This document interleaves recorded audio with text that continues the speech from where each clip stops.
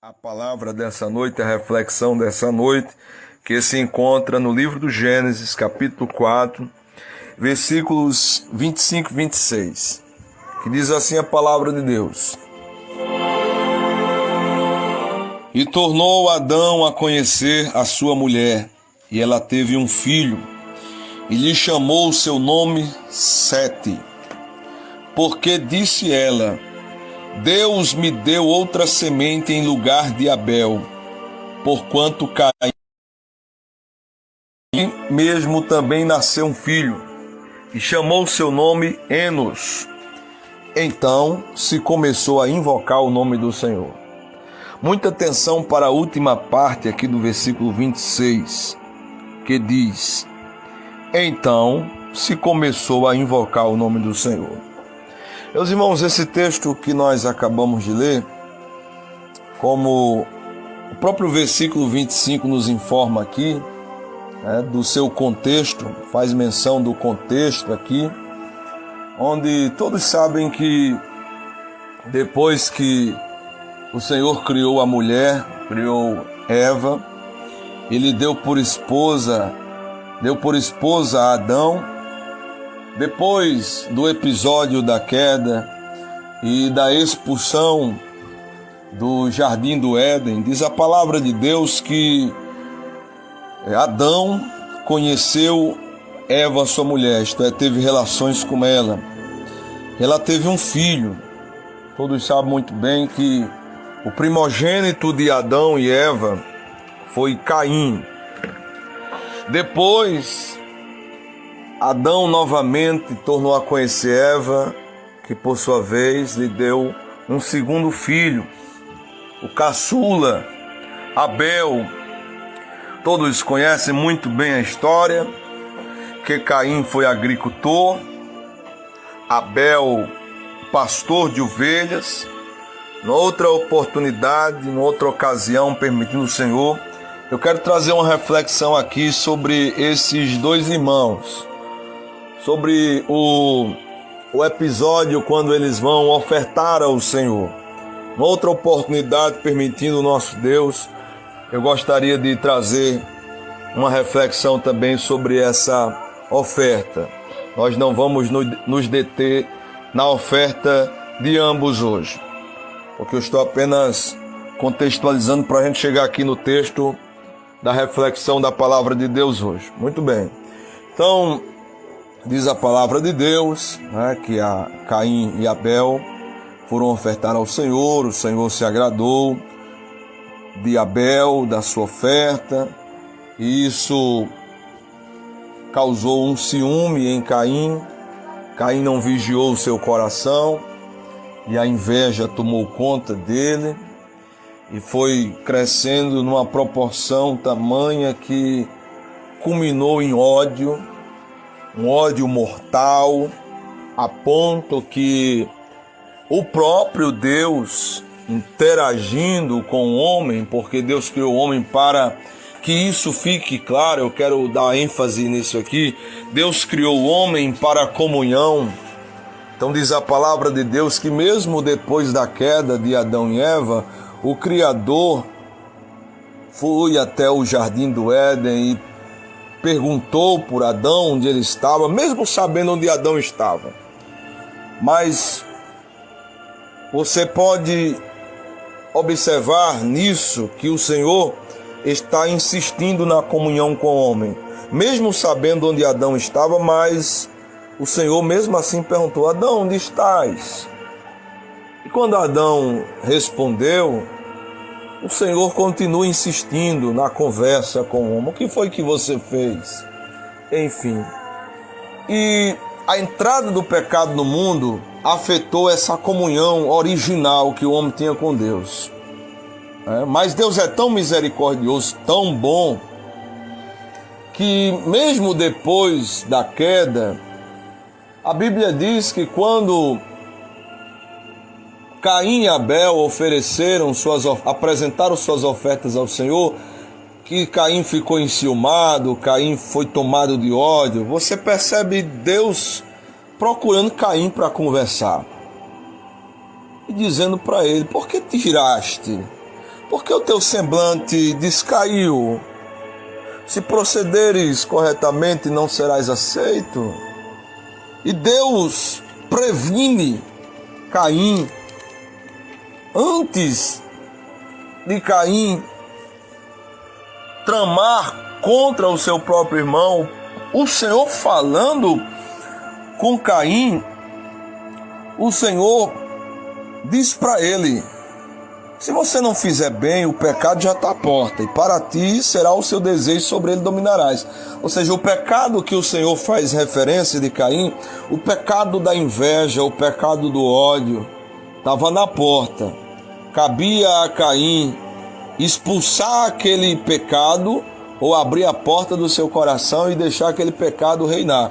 E nós sabemos a história que Caim não deu ouvido à voz do Senhor e abriu a porta do seu coração, e o pecado da inveja, do ódio foi tamanho que Caim tramou contra o seu próprio irmão e o matou.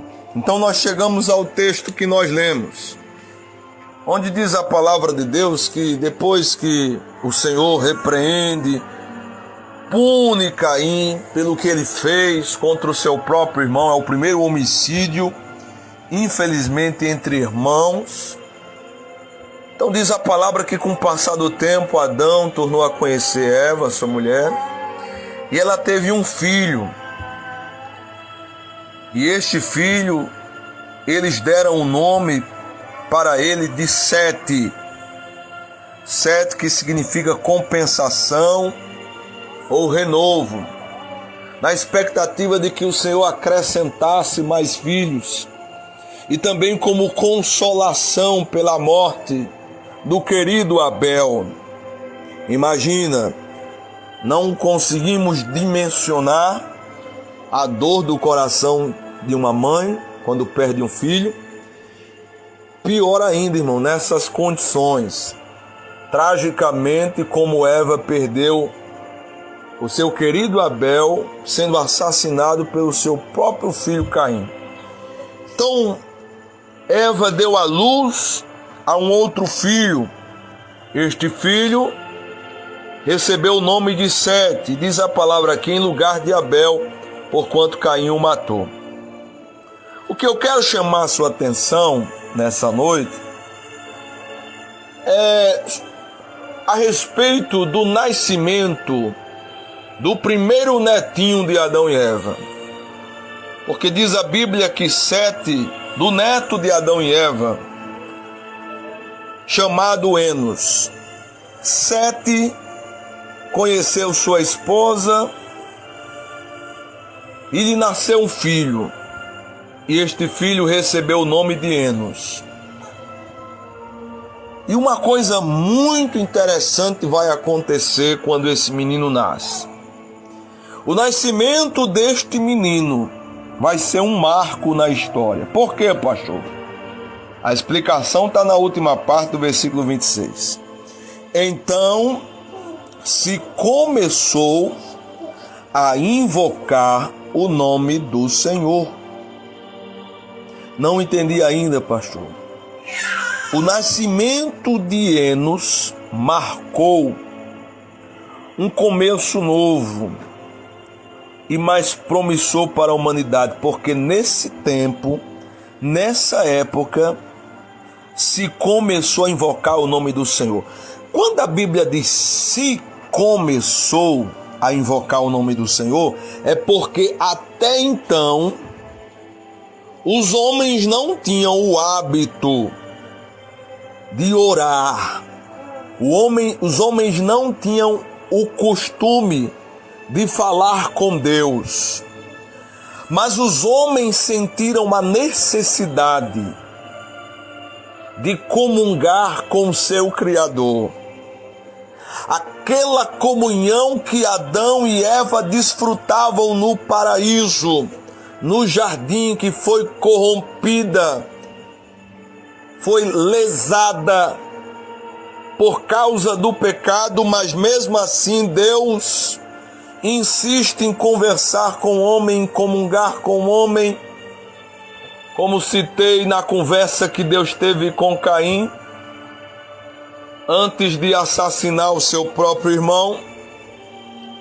Então, quando Enos nasce, por conta dessa necessidade que todo ser humano tem, e quando o homem não acerta em falar, em reconhecer e conversar com o único Deus verdadeiro, com o Criador, ele vai procurar alguma coisa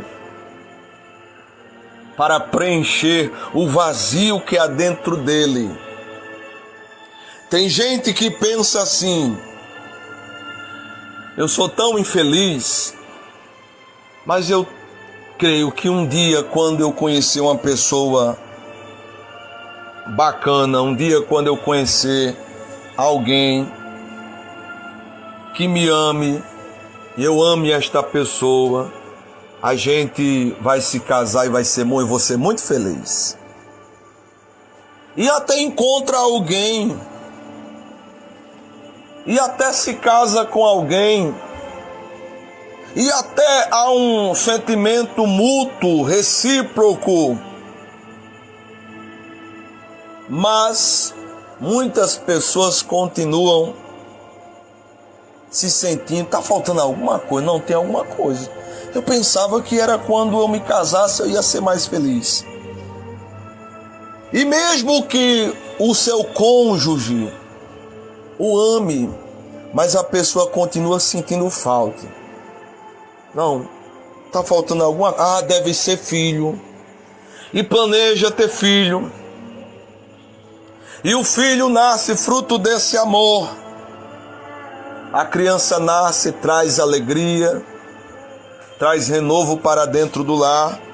A criança é amada. Porém, ainda falta alguma coisa. O que será que falta? Então tem gente que pensa: quando eu estudar, me formar,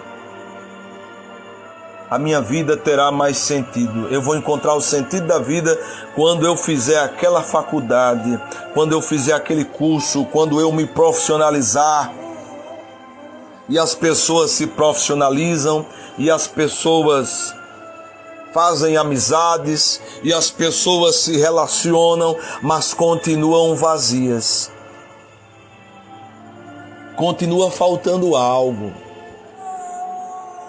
Sabe o que é que falta, que pesa, que é latente, que é pungente? É isso aqui que aconteceu quando Enos nasceu. Os homens começaram a invocar o nome do Senhor. Os homens procuraram por Deus. O que faz você abrir mão do seu sono, do seu descanso, todas as noites, ou quando possível, as noites aqui no plantão da oração, não é ouvir simplesmente o pastor Judenberg, ou a pastora Dal, ou o pastor Fabiano. É a palavra de Deus, é a presença de Deus que traz satisfação, plenitude. Sem esta presença, sem esta comunhão, nós somos incompletos. Porque quando Deus foi criar as árvores, Deus deu ordem à terra, para que a terra produzisse árvores frutíferas, ervas, sementeiras. E a terra produziu árvores frutíferas, ervas sementeiras. E você sabe que se arrancar uma árvore da terra e não enxertá-la, plantá-la dentro de um período de tempo, essa árvore, essa planta vai morrer, porque ela veio da terra. Quando Deus criou os peixes, os animais marinhos, Deus deu ordem às águas e disse às águas: produzir toda espécie de animais, de seres marinhos. E as águas se prontificaram. Isso é demais, irmãos. Você imaginar. As águas produziram os peixes, as baleias, os tubarões. Então, se você tira o peixe, o animal marinho da água, e deixa por um tempo fora da água, obviamente que aquele animal vai morrer, porque veio da água. Quando Deus criou o homem, Deus usou como matéria-prima a terra. Mas enquanto o Criador não soprou nas suas narinas, o homem não passava de um bonequinho de barro. Como canta o nosso amado irmão Lázaro de saudosa memória. Um bonequinho de barro. O homem só passou a ter vida quando o Criador soprou nas suas narinas o espírito de vida, o seu espírito de vida, e diz a palavra que o homem tornou-se alma vivente. O bonequinho começou a respirar, o bonequinho de barro se levantou. Quando Deus retira esse espírito de vida, esse fôlego de vida, aí cumpre-se Eclesiastes 12:7. O pó volta à terra como era. Não demora muito para o corpo apodrecer. Então nós não podemos viver dissociado de Deus. Nós vivemos num tempo, nós fazemos parte de uma geração onde tudo é muito prático. Onde eu falo aqui, tem gente nos assistindo, nos ouvindo do outro lado do mundo. O avanço da tecnologia nos trouxe vantagens, mas também trouxe algumas desvantagens. Porque os homens interagem uns com os outros virtualmente, simultaneamente. Mas, ao mesmo passo que a geração que tem tudo disponível, prático. Eu lembro do tempo da minha infância que a gente tinha que estudar lá em Acari. Para fazer uma pesquisa, eu tinha que sair lá do Conjunto Novo Acari, ir até o centro do interior, até uma biblioteca. Tem mais alguém do tempo de ir para a biblioteca para fazer uma pesquisa? Hoje precisa do aluno ir até uma biblioteca? Não necessariamente. É só ele pegar o seu aparelho de celular, ele navega. Bibliotecas virtuais. Mas apesar de ser uma geração que tem mais acesso à tecnologia, é a geração onde tem pessoas mais vazias e com crise de identidade. Porque, irmãos, falta a presença, falta Deus. Então não basta, não adianta transferir essa necessidade que eu tenho de Deus, que os homens sentiram essa necessidade aqui e começaram a invocar o nome do Senhor, começaram a buscar a Deus, transferir essa necessidade a um parceiro, ao cônjuge, ao filho, ao emprego, porque nada disso vai satisfazer plenamente a não ser a presença de Deus. Então nunca pare, nunca cesse de buscar este Deus, esta presença, porque enquanto estivermos aqui, nesta terra, nós precisamos lutar diariamente contra a nossa natureza humana e dominá-la pelo poder do Espírito Santo, disciplinar a nossa carne para buscar a Deus, para que só então possamos ter plenitude e satisfação. O Salmo 23, que é um dos mais conhecidos, ele diz assim: o Senhor é meu pastor Aí geralmente a maioria das pessoas vão dizer: e nada me faltará. Só que você pode olhar e pesquisar na sua própria Bíblia, você pode procurar qualquer tradução, versão, você não vai encontrar a letra E.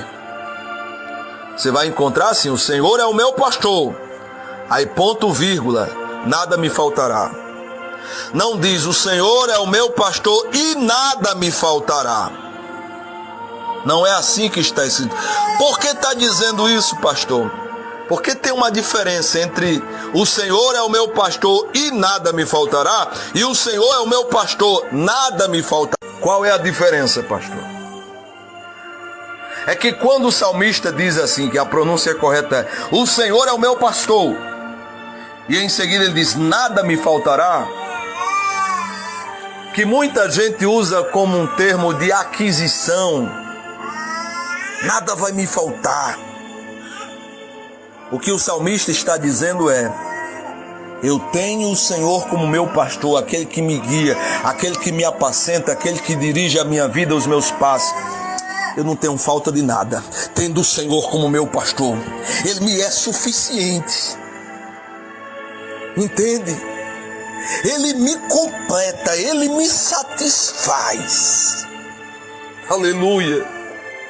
O Senhor é o meu pastor. Se eu tenho o Senhor como meu pastor,